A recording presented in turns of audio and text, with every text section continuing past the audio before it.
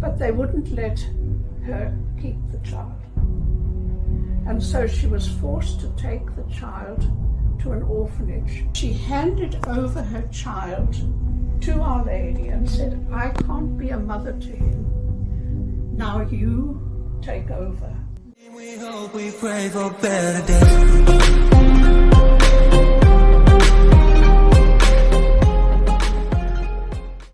When time came for him to go to high school, the secondary school, he had to make a choice. Now he wanted to be a priest, and at the time illegitimate children were not allowed to be accepted as priests, because they blamed the child also for his birth.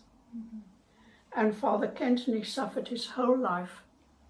He went a number of times to his father, because he knew who his father was, and begged him to marry the mother in order that he could become a diocesan priest. Anyway, it wasn't possible. The father refused a number of times, and so Father Saville managed to get him into the Palatine community. And today we would laugh at it, but at that time it was this way, that if a community accepted a boy from an unmarried situation, it made up for them. It made him more legitimate. Yeah. I mean, it's daft, but that's how it was. And so he was accepted by the Palatine community, which was quite new, and he went through their educational system. So that by the time he went into novitiate, he'd been with the Palatines for a number of years.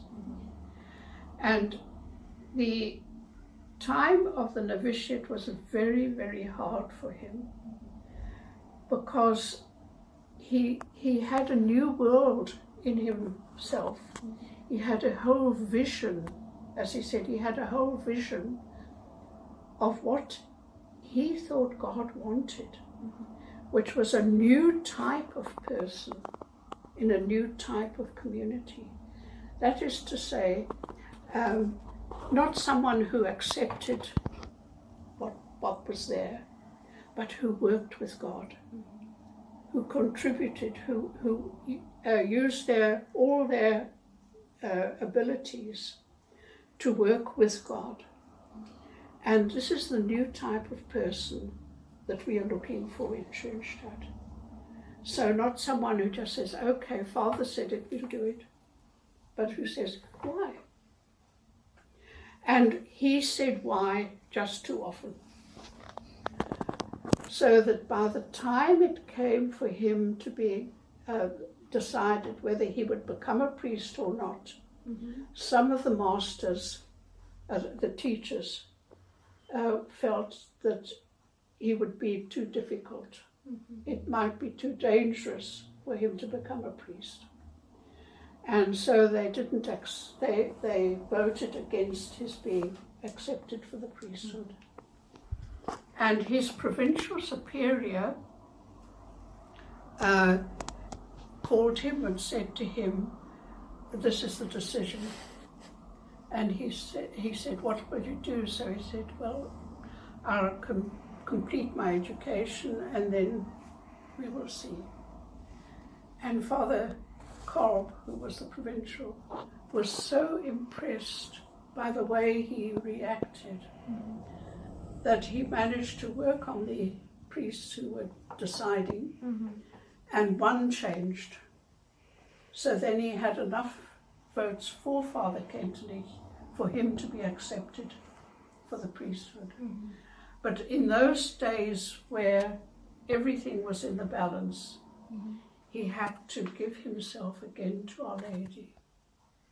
And he realized that this is what God wanted.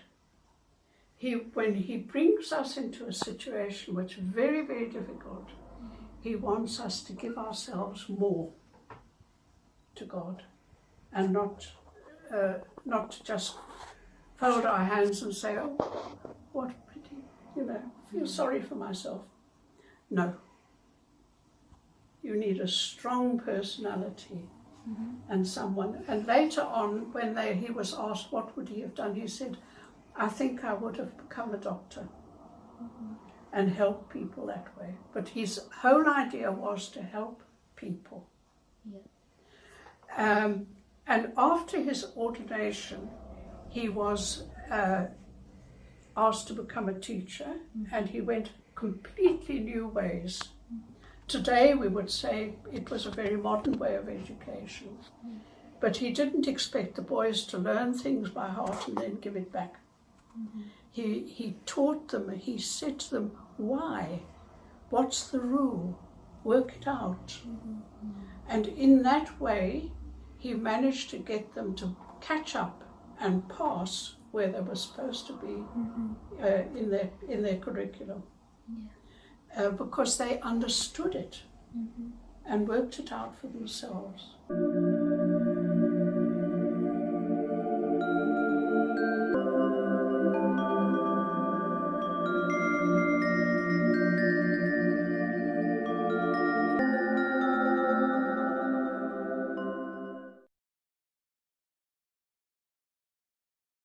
We're now going to have to take a jump to 1912.